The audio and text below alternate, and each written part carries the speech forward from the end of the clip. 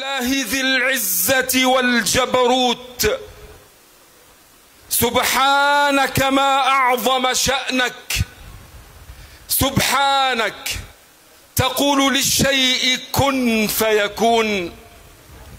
سبحانك تسمع دبيب النملة السوداء على الصخرة الصماء في الليلة الظلماء. سبحانك لك العزة والكبرياء. وأصلي وأسلم على أشرف الرسل قاطبة محمد أشرف الأعراب والعجم. محمد خير من يمشي على قدمي. محمد تاج رسل الله قاطبة. محمد صادق الأقوال والكلم. محمد حاكم بالعدل ذو شرف. محمد شكره فرض على الأمم. فصلوا على رسول الله. اللهم صل وسلم وزد وبارك على سيدنا محمد وعلى آله وأصحابه أجمعين. وارض اللهم عن أبي بكر وعمر وعثمان وعلي وعن بلال الحبشي وعن الصحابة أجمعين.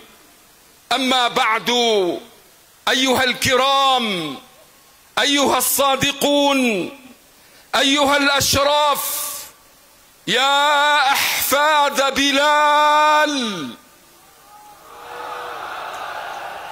يا أحفاد بلال، يا أحفاد النجاشي، ويا حفيدات أم أيمن، حياكم الله بالسلام. حياكم الله بالسلام في أرض السلام. حياكم الله بالسلام في أرض السلام. السلام عليكم ورحمة الله وبركاته. من أين أبدأ الحديث وإلى أين أنتهي؟ وفي القلب عبارات وعبرات تختلج في صدر محب صادق لله عز وجل، محب صادق في حبكم. ها هو الله عز وجل يكرمنا بلقائكم مرة ثانية، فلله الحمد أولا وآخرا. شكرا شكرا مجلسنا الأعلى للشؤون الإسلامية.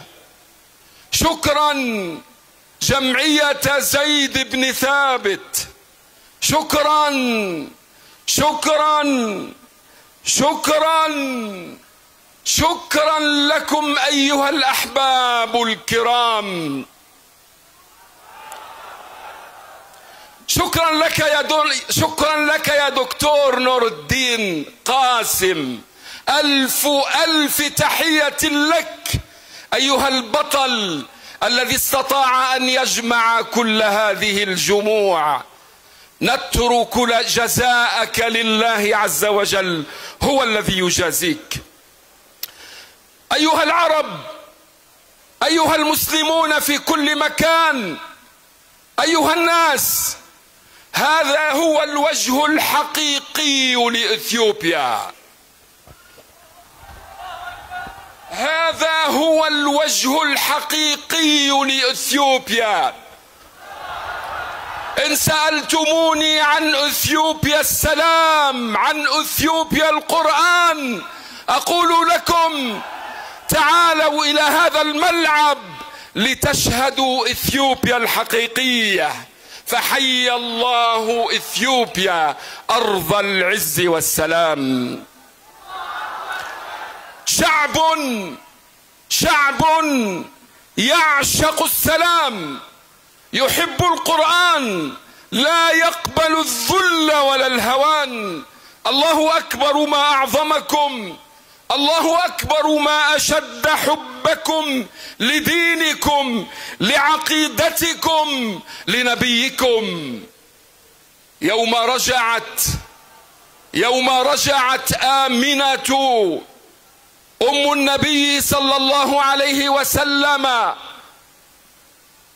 من زيارة أخوال النبي بني النجار، وهي تشق طريقها إلى مكة، وافتها المنية فدفنت في أرض في أعلى سفح جبل، وكانت تحمل معها وليدها النبي محمدا صلى الله عليه وسلم. شهد النبي مدفن أمه. من الذي احتضنه بعد وفاة أمه ودفن أمه؟ إنها أم أيمن، إنها أم أيمن. الله أكبر، الله أكبر، الله أكبر ولله الحمد. يا شعب إثيوبيا، يا أهل الحبشة، إنها بركة النبي أصابتكم يوم أرسل خيرة شبابه إلى أرضكم. نعم، وهم يحملون دينهم على أكفهم. من جعل النبي يختار أرض الحبشة إنه الله عز وجل.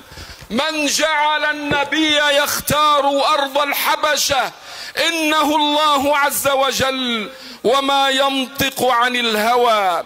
نعم أيها السادة الكرام، اختار الله الحبشة لتكون أول دولة لجوء سياسي لخيرة شباب المسلمين، واختار الله هذه الأرض المباركة لتكون ثاني أرض بعد مكة يتلى فيها القرآن الكريم. القرآن الكريم، نعم، أول ما قرئ القرآن الكريم قرئ بمكة، وفي خارج مكة وفي خارج الجزيرة العربية أول بلد يتلى فيه القرآن الكريم هو أرض الحبشة إثيوبيا، بين يدي النجاشي رضي الله عنه. يوم قال النجاشي للمسلمين عيشوا في أرضي بسلام، يوم قال النجاشي للمسلمين الفارين بدينهم عيشوا في أرضي بسلام، أكرمه الله بأن جعل أرضه أرض سلام. وستظل إثيوبيا أرض سلام، وكل محاولة لجر هذه الأرض نحو الحرب والدمار فهي محاولة فاشلة. قال النبي صلى الله عليه وسلم لجيوش المسلمين وللعالم كله، قال النبي: وادعوا الحبشة ما وادعوكم. حديث صحيح. أتعرفون ما معنى قوله وادعوا الحبشة ما ودعوكم؟ أي لا تبدأوا هؤلاء القوم بقتال، ولكن سالموهم ووادعوهم، فهم أهل سلام لكنهم أهل بطش وقوة وشدة لمن يحاول أن يمس شوكتهم بسوء. الله أكبر ولله الحمد. مخطئ من يدخل مع إثيوبيا في حرب أو نزال. أيها السادة الكرام، يوم خرج عمر بن الخطاب يريد الهجرة كان قويا وهو يحمل سيفه. عمر بن الخطاب قال لمكة كلها: من أحب أن تثكله أمه فليلحق بي وراء هذا الوادي. فخافت قريش منه ومن قوته ومن بطشه ومن قومه ومن ظهيره وظهره وأتباعه. لكن تعالوا بنا إلى بلال. من كان يحمي بلالا في أرض العرب؟ بلال لم يكن يملك قرار نفسه، ما كان يملك نفسه، كان عبدا عند سيده مكبل الأيدي والرجلين، على بطنه حجر، لا ظهر له يسنده ولا أحد يعينه ولا أحد يدافع عنه، وكان سيقتل بكلمة من سيده. لكنهم لما طلبوا منه أن يكفر كان يقول أحد أحد. فقولوا معي أحد أحد، أحد أحد، رددوا معي أحد أحد. بلال كان أقوى من عمر وهو يعلن إسلامه، فرضي الله عن بلال ورضي الله عن عمر. يا أحفاد بلال، تعالوا بنا إلى شق آخر وبه نختم. يا أحفاد بلال، حافظوا على أرضكم، حافظوا على أرضكم، وحافظوا على من ولاه الله عليكم. حافظوا على أرضكم وحافظوا على من ولاه الله عليكم. سيادة الدكتور آبي أحمد صانع مجد إثيوبيا، حياك الله بالسلام يا رجل السلام. أيها المسلمون في إثيوبيا، أيها المسلمون في إثيوبيا، والله إنكم لتحسدون على هذا الرئيس الموفق، أمثاله قليلون. فتح الباب أمامكم لتحيوا حياة المسلمين في عزة وشرف، فحافظوا عليه ولا تفرطوا فيه. هذا الذي أتاح لهذه الجماهير أن تجتمع وتلهج بذكر الله وتعلي ذكر الله، فيه الخير وهو مصدر أمن وأمان لكم. أنا زرت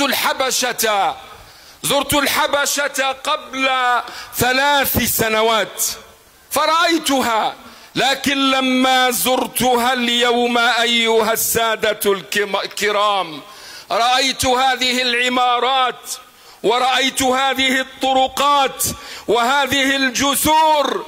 دولة قوية، الله أكبر ولله الحمد، الله أكبر ولله الحمد.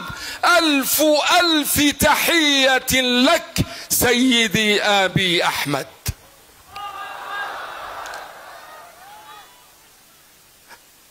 أدعو المسلمين في كل مكان وأدعو العرب في كل مكان لأن يستثمروا في هذا البلد المبارك. أول من استثمر في هذا البلد المبارك استثمر صحابة رسول الله، فهو بلد مبارك. أدعو العرب والمسلمين للاستثمار في هذا البلد المبارك الكريم الطيب. عذرا إخواننا في الحبشة، والله نحن مفرطون في حقكم يا أحفاد بلال، والله إنا مفرطون في حقكم. أفضالكم علينا يا أهل الحبشة تطوق أعناقنا إلى يوم الدين. ومن باب رد الجميل نتمنى أن يدرس تاريخكم ومآثركم في البلاد العربية والمسلمين وبلاد المسلمين. حي الله شعب إثيوبيا الكرام، آواكم الله، أكرمكم الله، أعانكم الله، وفقكم الله لكل خير، حياكم الله لكل خير، واعلموا أن الله ناصركم وأن الله معينكم. وصلى الله وسلم وبارك على سيدنا محمد وعلى جميع أصحابه أجمعين، والسلام عليكم ورحمة الله وبركاته.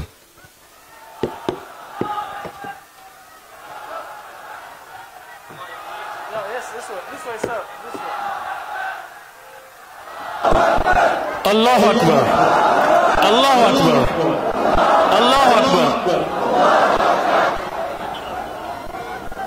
الله أكبر الله أكبر الله أكبر አሁን የሰማችሁትን በጣም መሳጭና በጣም መልእክትን ያዘለ ንግግር ባጭሩ ለመተርጎም እንሞክራለን። ፕሮፌሰሩ በጣም ደስተኛ መሆናቸውን ለሁለተኛ ጊዜ በኢትዮጵያ መምጣታቸው በጣም ደስተኛ መሆናቸውን አላህን በማመስገን እንደዚሁም የኢትዮጵያ እስልምና ጉዳዮች ጠቅላይ ምክር ቤትና እንደዚሁም የዘይድ ኢብኑ ሳቢት የቁርአን ማህበርን በጣም በማመስገን በተለይም ደግሞ ዶክተር ኑረዲን ቃሲም የሱን ጀዛና ምንዳ አላህ ራሱ በሚያቀው አላህ ይስጠው ማለት በጣም ደስተኛ መሆናቸውን ገልጸዋል። እንደዚሁም እንደዚህ አይነት ስብስብ ትክክለኛ የኢትዮጵያን ገጽታ የሚያሳይ ነው ብለው ተናግረዋል። ኢትዮጵያ የሰላም ሀገር ነች። ኢትዮጵያ ቁርአን ወዳድ ሀገር ነች። ኢትዮጵያ ነብዩ ሰለላሁ ዐለይሂ ወሰለም ወዳድ ሀገር ነች። እንደዚሁም ደግሞ ኢትዮጵያ የጀግኖች ሀገር ነች። የበታችነትን ምጠላ ሀገር ነች። እንደዚሁም ደግሞ በአጠቃላይ ሃይማኖት ወዳድ ሀገር ነች አሉ። እንደዚሁም ኢትዮጵያን የሚነካት ኢትዮጵያን በመጥፎ የሚያትና በሷ መጥፎ ንያ የሚያደርግ ደግሞ አላህ Subhanahu Wa Ta'ala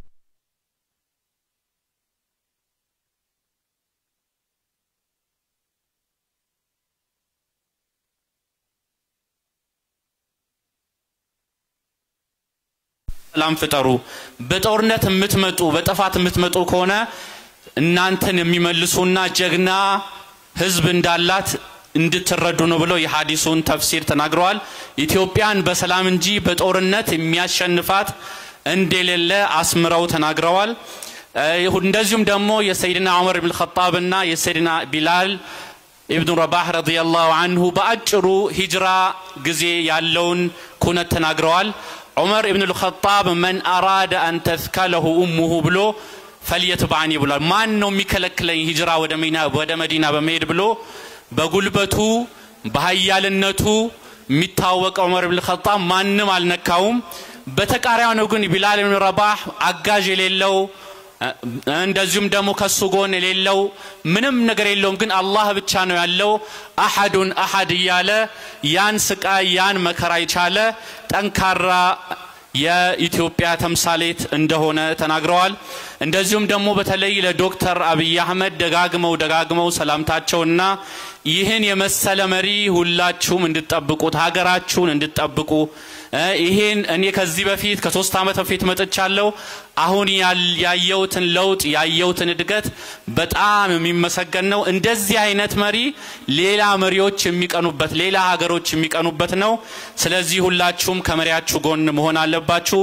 እንደዚሁም ደግሞ አረቦችም ሙስሊም ሀገራትም እዚህ ሀገር ላይ ኢንቨስት እንዲያደርጉ ጥሪ አቅርበዋል።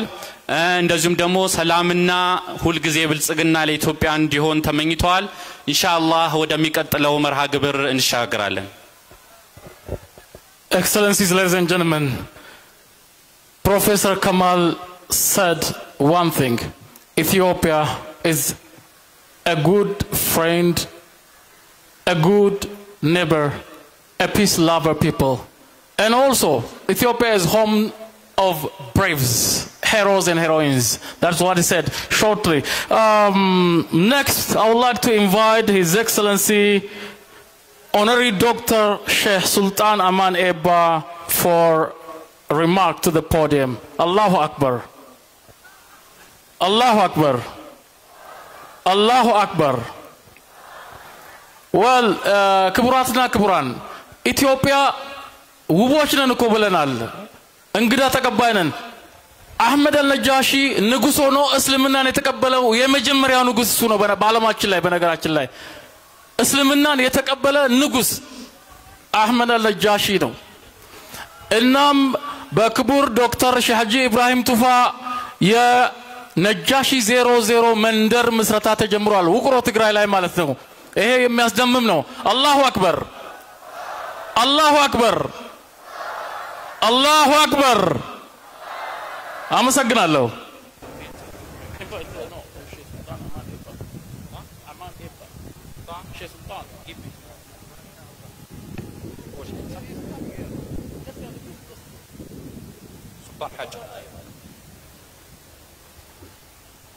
إننا في هذا العرس القرآني لفي سعادة غامرة، كيف لا وقد شرف حفلنا ثلة من أعلام أمتنا الذين شرفونا بحضورهم في هذا المحفل البهيج.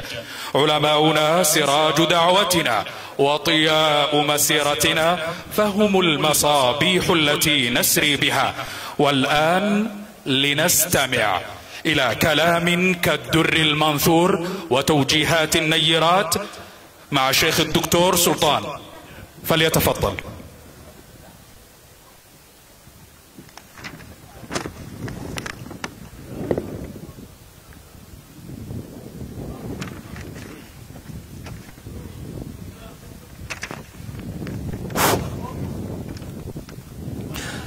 بسم الله الرحمن الرحيم. الحمد لله رب العالمين، والصلاة والسلام على أشرف الأنبياء والمرسلين نبينا وحبيبنا محمد عليه أفضل الصلاة وأزكى التسليم. فضيلة الشيخ الدكتور شهجي إبراهيم توفا رئيس مجلس الأعلى للشؤون الإسلامية في إثيوبيا، فضيلة الشيخ عبد الكريم شيخ بدر الدين نائب رئيس مجلس الأعلى للشؤون الإسلامية في إثيوبيا، فضيلة الشيخ عبد العزيز النائب الثاني، فضيلة الدكتور جيلاني خضر مفتي ديار إثيوبيا، فضيلة الشيخ غالي مختار رئيس مجلس الأعلى في أوروميا، فضيلة أصحاب الفضلاء، فضيلة الأخ نور الدين قاسم رئيس جمعية تحفيظ القرآن الكريم، أصحاب الفضلاء، أصحاب لجنة التحكيم، سعادة المشاركين في هذه المسابقة المباركة، أصحاب السعادة السفراء، أيها الجمهور المشاركون، السلام عليكم ورحمة الله تعالى وبركاته. الحمد لله، الحمد لله بنعمه تتم الصالحات، وبعطائه وفضله وتوفيقه تعم البركات، والصلاة والسلام على صاحب الآيات محمد صاحب المعجزات، وعلى آله وصحبه الذين آووا ونصروه وعزروه في الملمات.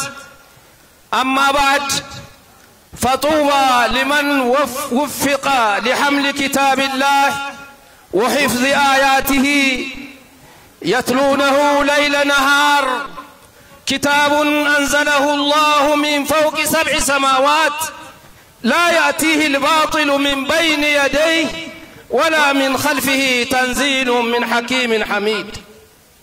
فيا سعادة من قام بخدمة كتابه حفظا وتعليما.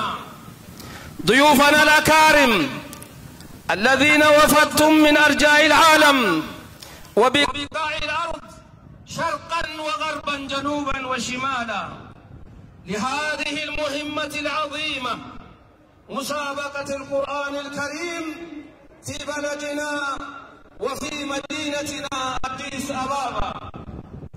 طبتم وطاب مساكم، أهلا بكم وسهلا. نحن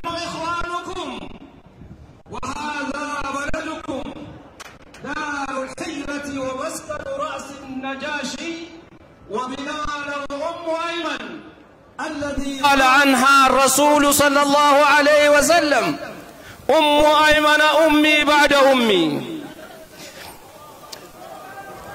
حقا عشنا وعاش المسلمون هذه الأيام المباركة سعداء أمضوا فيها أحلى الأيام وأسعدها في مسابقة نداء الإيمان وكلام ربنا المنان. هذه المسابقة التي جمعت بين الأذان وحفظ كتاب الله فخر لنا وعز وشرف شعبنا ورفعة لوطننا وإحياء لتاريخنا ونصرة لديننا. أهلا بكم وسهلا في هذا البلد المبارك. كيف لا ونحن نستضيف حفظة كتاب الله الذين يمثلون من 60 من دول العالم حيث لم يسبق له مثيل في تاريخ الحبشة القديم. ألا فليعلم العالم إثيوبيا اليوم ليست إثيوبيا أمس. من تاريخ مسلم الحبشة فقد تبدل الحال والمآل من الظلم إلى العدل والغطي إلى الانفراج ومن الانغلاق إلى الانفتاح. وخير شاهد على ذلك وخير شاهد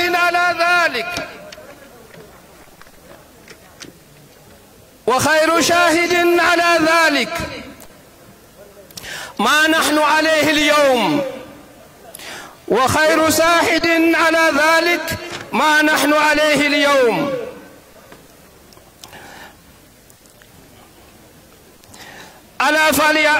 وخير شاهد على ذلك ما نحن عليه اليوم وما نراه في بلدنا من تطور وإنجازات تنموية وعلاقات دولية هذا عالمية في ظل الحكومة التي لا تفتأ تعمل ليل نهار في إعادة تاريخ الحبشة القديمة.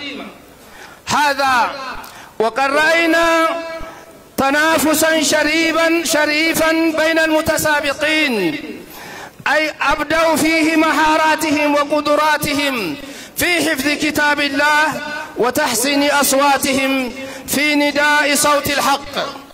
وهذا في غاية الأهمية وخاصة في هذا الوقت الذي نعيش في عالم مليء بأنواع التحديات. وأخيرا نحن في المجلس العالي للشؤون الإسلامية في أديس أبابا نقف بجانب من يقوم بها مثل هذه الأنشطة ماديا ومعنويا وخاصة لحفظ كتاب الله وإحياء سنة رسول الله صلى الله عليه وسلم تلاوة وحفظا وتعليما وتعلما. وفي الختام أقدم شكري وتقديري لجمعية زيد بن ثابت لتحفيظ القرآن، كما أشكر حكومتنا الإثيوبية التي أتاحت ولا تزال تتيه في مثل هذه الأنشطة. وخاصة أشكر رئيسة بلدية العاصمة أديس أبابا أدان الشبيبي. وشكرا لاستماعكم والسلام عليكم ورحمة الله تعالى وبركاته. الله أكبر الله أكبر الله أكبر. ክቡር ዶክተር ሱልጣን አማኔ ባን እጅግ አርገን እናመሰግናለን። የአዲስ አበባ እስልምና ጉዳዮች ከፍተኛ ምክር ቤት ፕሬዝዳንት ናቸው። ሹክራን ጀዚላ። አላሁ አክበር الله أكبر الله أكبر ባጭሩ በአረበኛ የተናገሩትን ክቡር ዶክተር ሀጂ ሱልጣን አማኔባ ስለዚህ የተመረቀና የተባረከ ስብስብ አላህ Subhanahu Wa Ta'ala ስላበቃን በምስጋና ጀምረው የኛና የተለያዩ ሀገራቶች ከ60 በላይ ሀገራቶች ተሳተፉበት የሁለተኛ ዙር ውድድር ከመጡበት ጊዜ ጀምሮ ሳምንት በላይ ሆናቸዋል በጣም ደስተኛ የሆነ ጊዜ ነው ያሳለፍነው በቁርአንና በአዛን የተለያዩ ውድድሮች እየተሳተፈን ነበር እንደዚሁም ይሄ በኢትዮጵያ ታሪክ ታይቶ የማይታወቅ ትልቅ ድልና ትልቅ ኢትዮጵያን ትክክለኛ ገጽታ የሚያሳይ መሆኑን ተናግረዋል የዛሬቱ ኢትዮጵያ የቀድሞ ኢትዮጵያ አይደለችም ብለዋል ከተለያዩ በደሎች ከተለያዩ መከራዎች ሙስሊሞች ላይ ከሚደርሱ መከራዎች ወጥተን የምንፈልግበትን ቦታ የምንፈልግበትን ፕሮግራም ማድረግ እስከምንችልና እንደዚሁም ሃይማኖታችንን በነጻ እና በነጻነት መተግበር የምንችልበት ጊዜ ደርሰላን ይሄንም አላህን እናመሰግናለን እንደዚሁም ክብርት ከንቲባ አዳነች አቤቤ ለዚህ ፕሮግራም ስኬት ላበረከቱት አስተዋጽኦ እናመሰግናለን ብለዋል እንደዚሁም የአዲስ አበባ እስልምና ጉዳዮች ጠቅላይ ምክር ቤት እንደዚህ አይነት መሰል ፕሮግራሞችን እንደሚደግፍ قال الله أكبر الله أكبر الله أكبر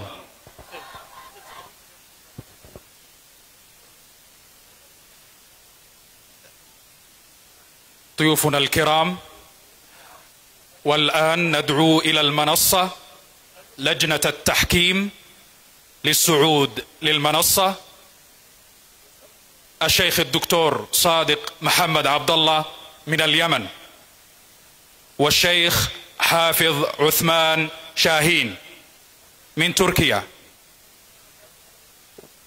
والشيخ الدكتور محمد علي عطفاي من المغرب والشيخ الدكتور سهيل محمد إقبال من المدينة المنورة والشيخ الدكتور كمال قدة من الجزائر والشيخ الدكتور نور الدين قاسم من إثيوبيا والشيخ الدكتور حسن مرعب من لبنان والشيخ معاذ القاسمي من دولة قطر وكذلك التحكيم الإلكتروني الشيخ محمد عبد الحميد فليتفضلوا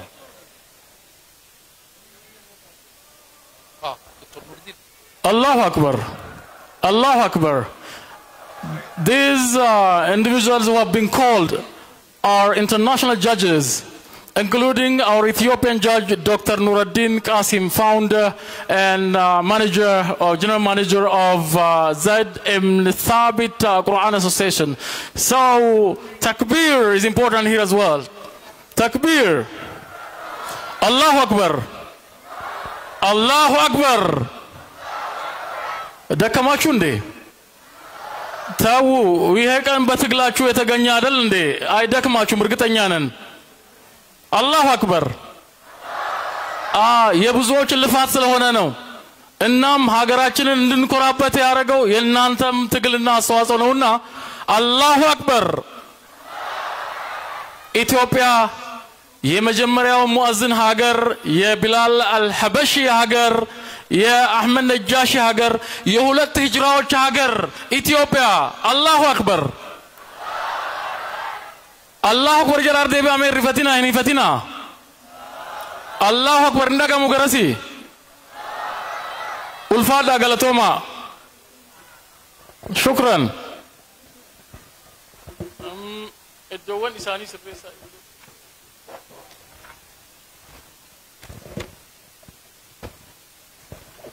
Sani.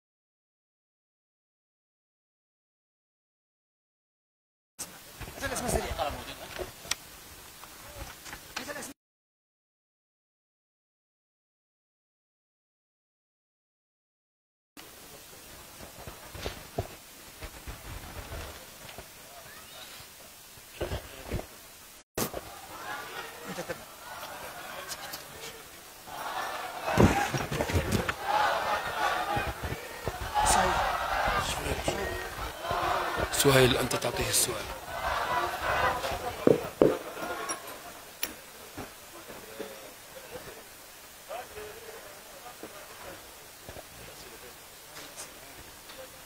هو يختار ولا كيف؟ هكذا أفضل. كيف؟ هي 7 أسئلة. هي 7 أسئلة وهم 6 فلا يكون 7 نماذج. كيف هو يختار ولا كيف؟ 7 نماذج. كيف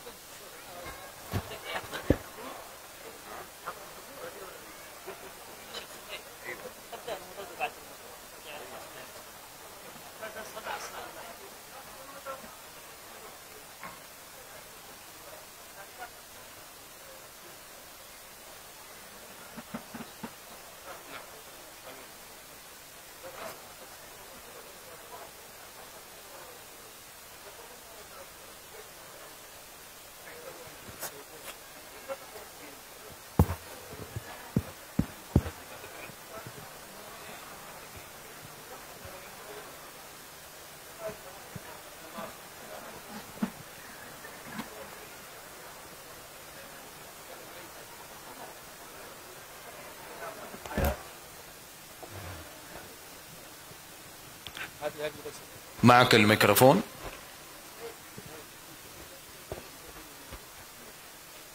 ها؟ نحن من يقيم بس أنت لست معنا.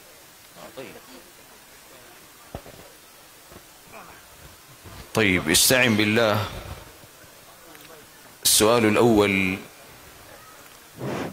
اقرأ من قوله تعالى: أيها الإخوة الحضور وإذا قرئ القرآن فاستمعوا له وأنصتوا لعلكم ترحمون. السؤال الأول: اقرأ قوله تعالى: فقطع دابر القوم الذين ظلموا والحمد لله رب العالمين.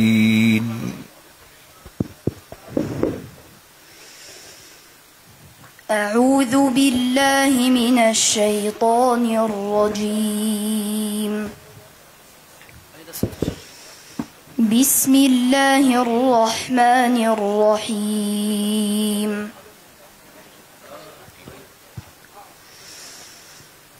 فقطع دابر القوم الذين ظلموا والحمد لله رب العالمين.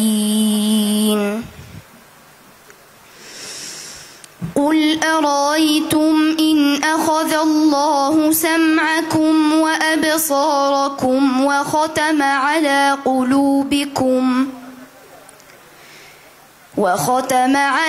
قلوبكم من إله غير الله يأتيكم به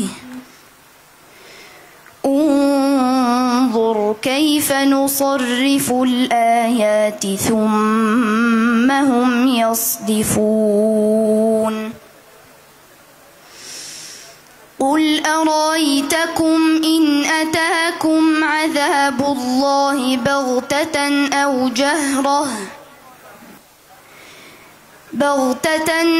جهرة هل يهلك إلا القوم الظالمون. وما نرسل المرسلين إلا مبشرين ومنذرين فمن آمن وأصلح فلا خوف عليهم ولا هم يحزنون. والذين كذبوا بآياتنا يمسهم العذاب بما كانوا يفسقون. قل لا أقول لكم عندي خزائن الله ولا أعلم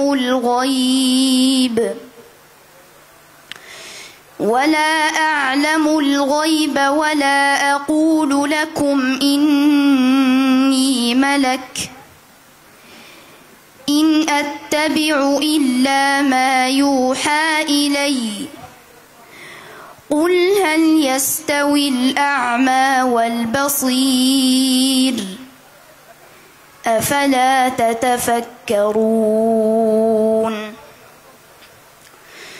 وأنذر به الذين يخافون أن يحشروا إلى ربهم ليس لهم من دونه ولي ولا شفيع لعلهم يتقون ولا تطرد الذين يدعون ربهم بالغداة والعشي يريدون وجهه ما عليك من حسابهم من شيء وما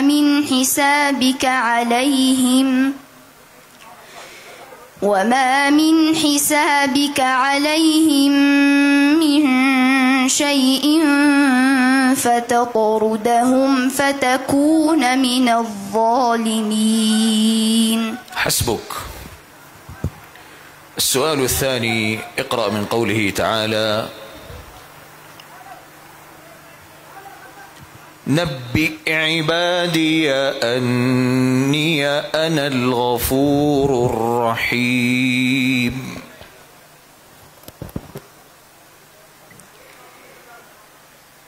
بسم الله الرحمن الرحيم.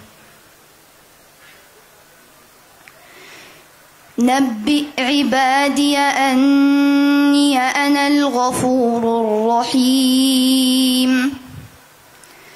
وأن عذابي هو العذاب الأليم. ونبئهم عن ضيف إبراهيم إذ دخلوا عليه فقالوا سلاما قال إنا منكم وجلون قالوا لا توجل إنا نبشرك بغلام عليم قال أبشرتموني على أن مسني الكبر فبم تبشرون قالوا بشرناك بالحق فلا تكن من القانطين قال ومن يقنط من رحمة ربه إلا الضالون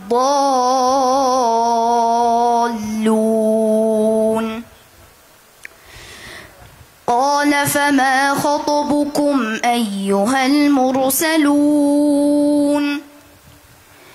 قالوا إنا أرسلنا إلى قوم مجرمين إلا آل لوط إنا لمنجوهم أجمعين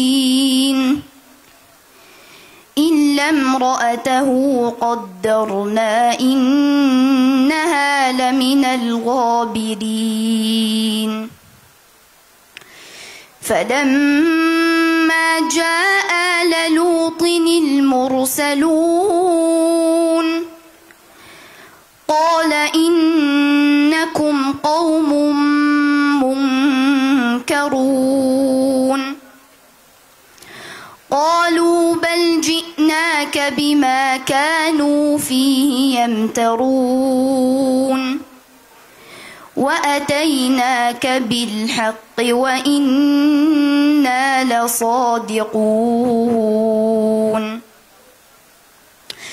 فاسر بأهلك بقطع من الليل واتبع أدبارهم ولا يلتفت منكم أحد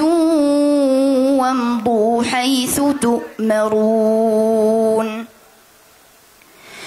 وقضينا إليه ذلك الأمر أن دابر هؤلاء مقطوع مصبحين. حسبك.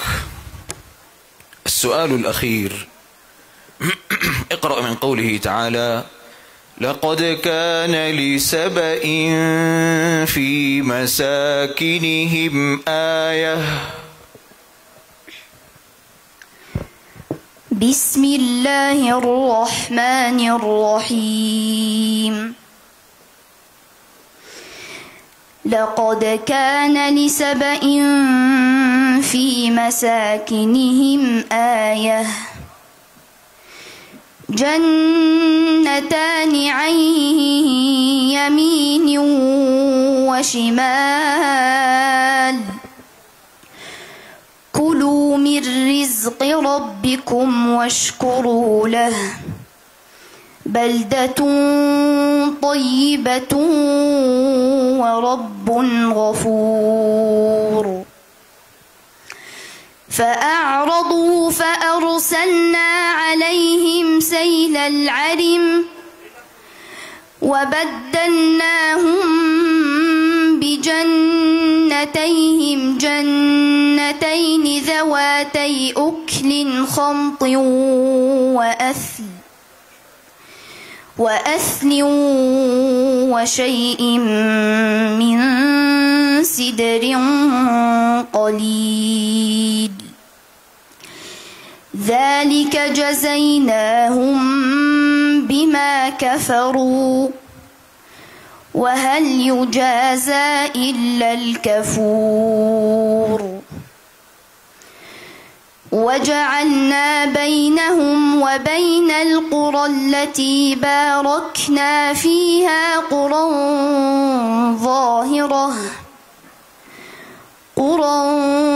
ظاهرة وقدرنا فيها السير سيروا فيها ليالي وأياما آمنين. فقالوا ربنا باعد بين أسفارنا وظلموا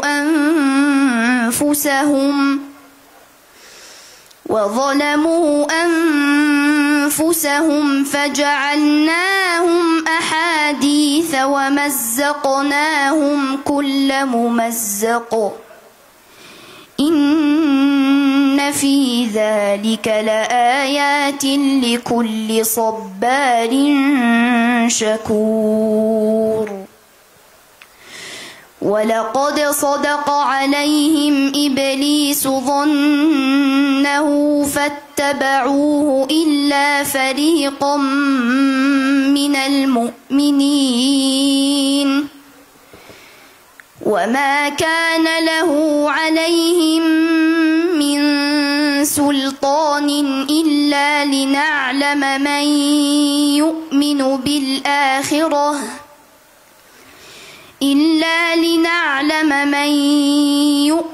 بالآخرة ممن هو منها في شك وربك على كل شيء حفيظ.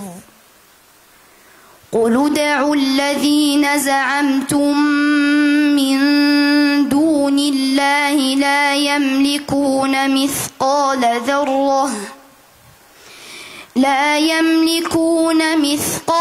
ذرة في السماوات ولا في الأرض وما لهم فيهما من شرك وما له منهم من ظهير. أحسنت وبارك الله فيك.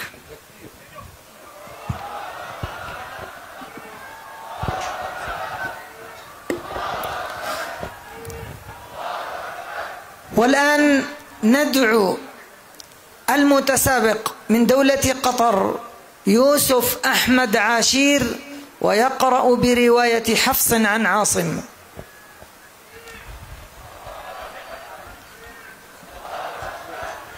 عندي أنا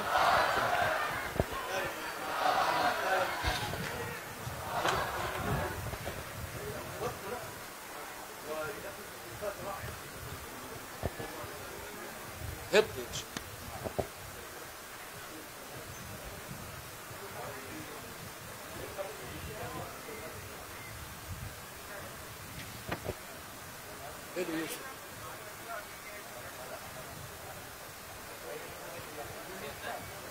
ها هذا سيقرأ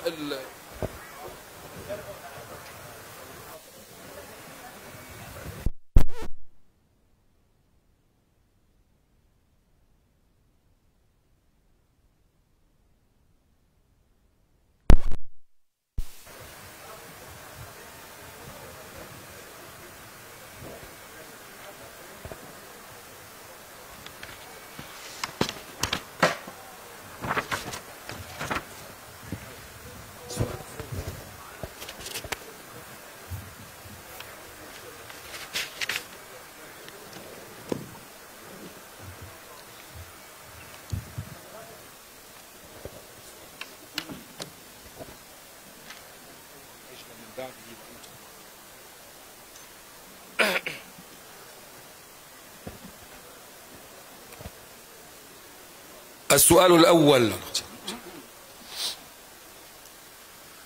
أعوذ بالله من الشيطان الرجيم. ولقد جاءكم موسى بالبينات ثم اتخذتم العجل من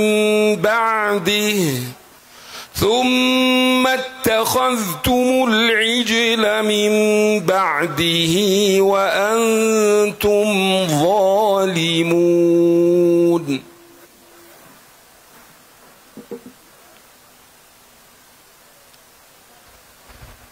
وإذ أخذنا ميثاقكم ورفعنا الميكروفون.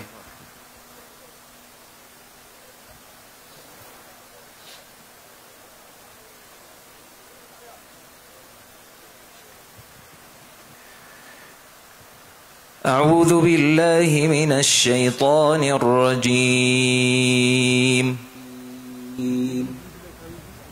بسم الله الرحمن الرحيم. ولقد جاءكم موسى بالبينات ثم اتخذتم العجل من بعده وأنتم ظالمون. وإذ أخذنا ميثاقكم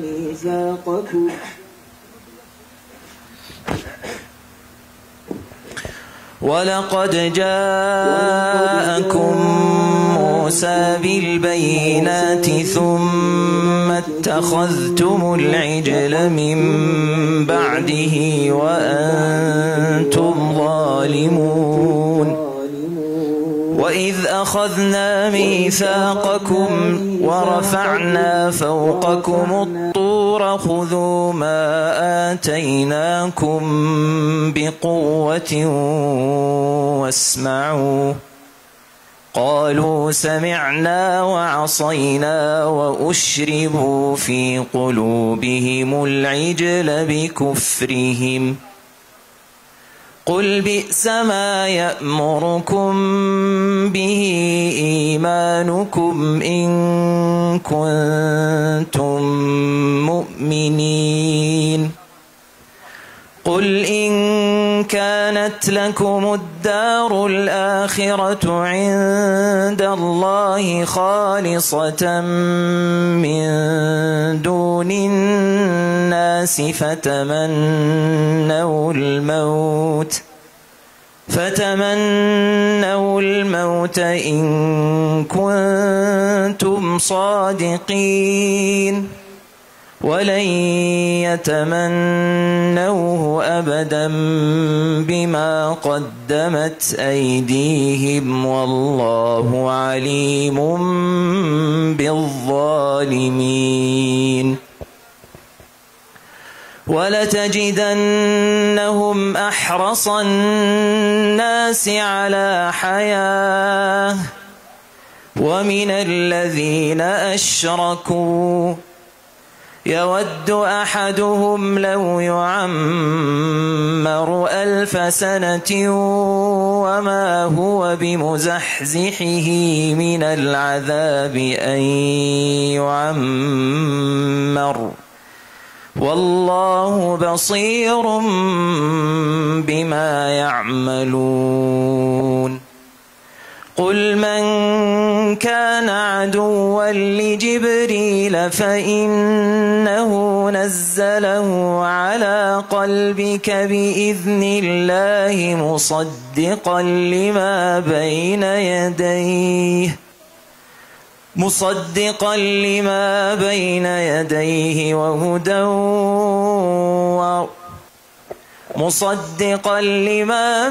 يديه وهدى وبشرى للمؤمنين من كان عدوا لله وملائكته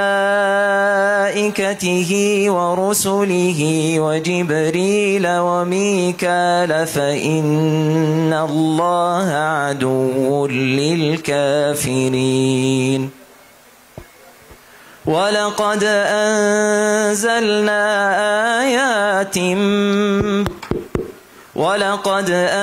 أنزلنا إليك آيات بينات وما يكفر بها إلا الفاسقون. حسبك. اقرأ من أول سورة المؤمنون.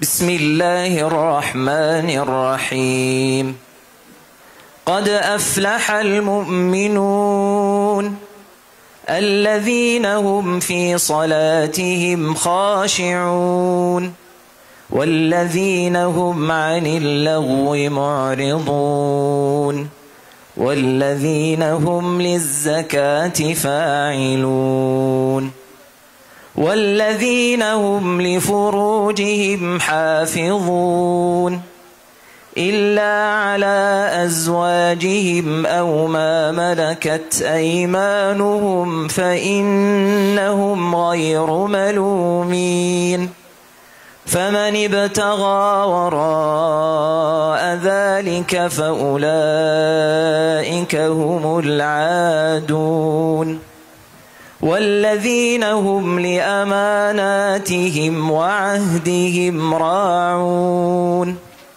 والذين هم على صلواتهم يحافظون أولئك هم الوارثون الذين يرثون الفردوس هم فيها خالدون ولقد خلقنا الإنسان من سلالة من طين ثم جعلناه نطفة في قرار مكين ثم خلقنا النطفة علقة فخلقنا العلقة مضغة فخلقنا المضغة عظاما فكسونا العظام لحما ثم أنشأناه خلقا آخر فتبارك الله أحسن الخالقين ثم إنكم بعد ذلك لميتون ثم إنكم يوم القيامة تبعثون ولقد خلقنا فوقكم 7 طرائق وما كنا عن الخلق غافلين. حسبك. السؤال الثالث قل إني أمرت أن أعبد الله مخلصا له الدين.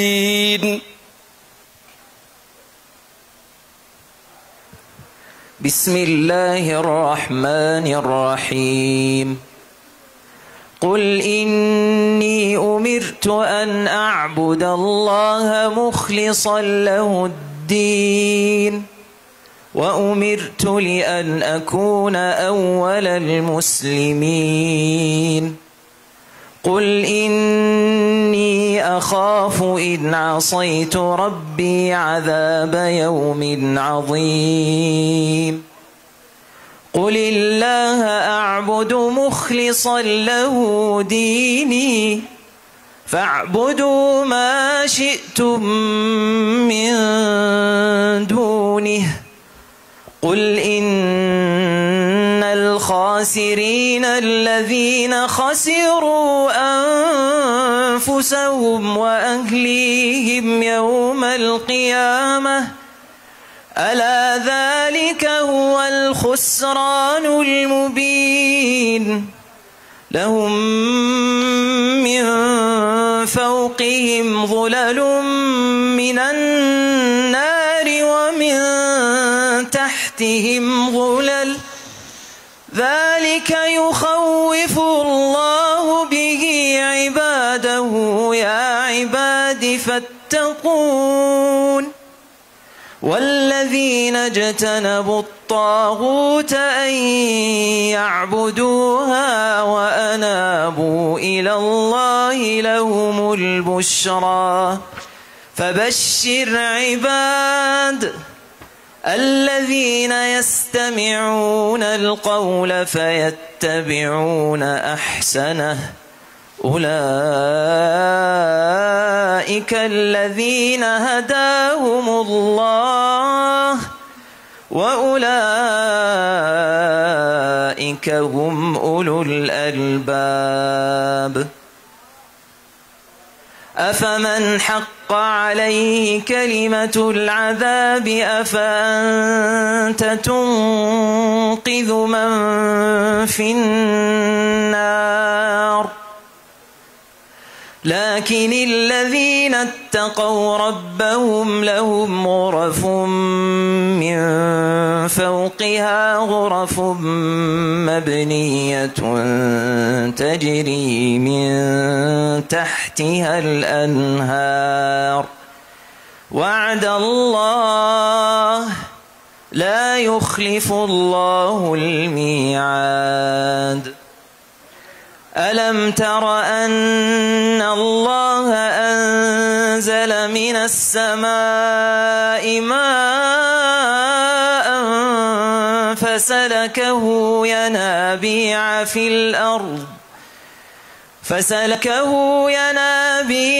الأرض ثم يخرج به زرعا مختلفا ألوانه ثم يهيج فتراه مصفرا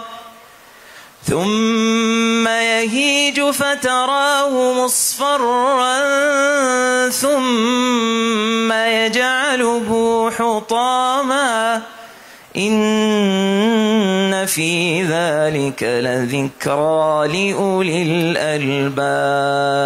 حسبك، فتح الله عليك.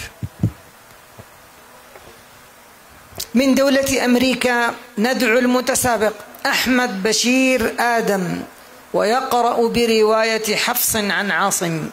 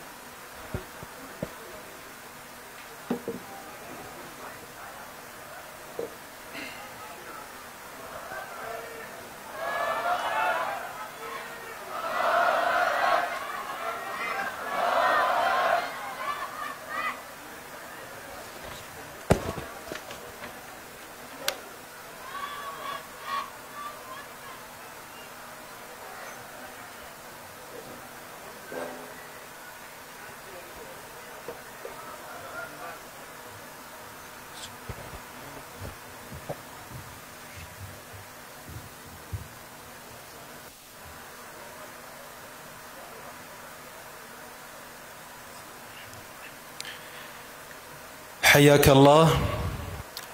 اقرأ من قوله تعالى: يا أيها الرسول بلغ ما أنزل إليك من ربك.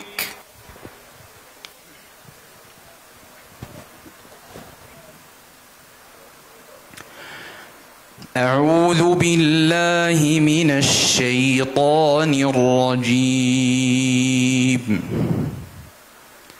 بسم الله الرحمن الرحيم.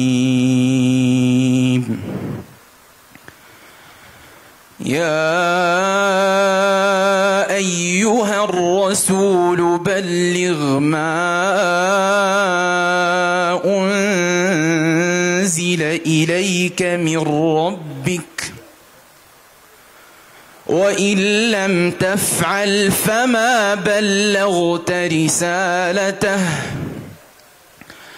والله يعصمك من الناس إن الله لا يهدي القوم الكافرين. قل يا أهل الكتاب لستم على شيء حتى تقيموا التوراة والإنجيل.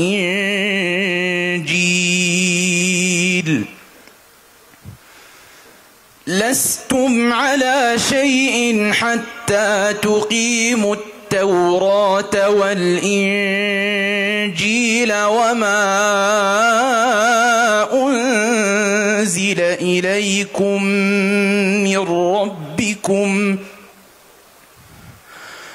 وليزيدن كثيرا منهم ما أنزل إليك من ربك طغيانا وكفرا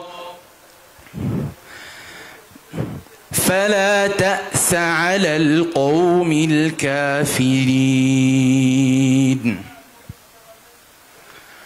إن الذين آمنوا والذين هادوا والصابئون والنصارى من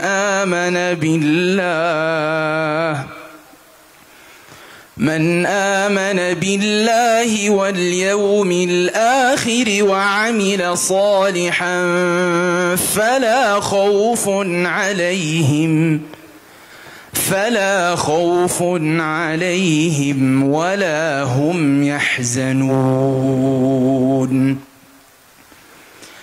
لقد أخذنا ميثاق بني إسرائيل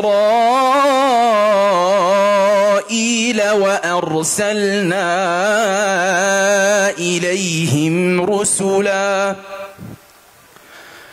كلما جاءهم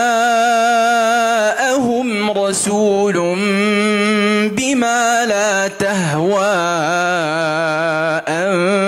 أنفسهم فريقا كذبوا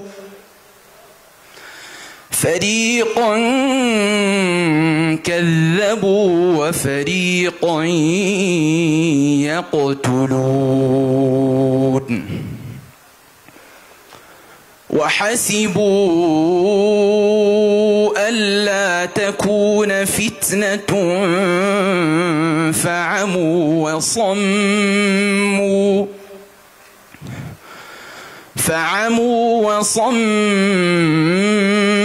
ثم تاب الله عليهم ثم عموا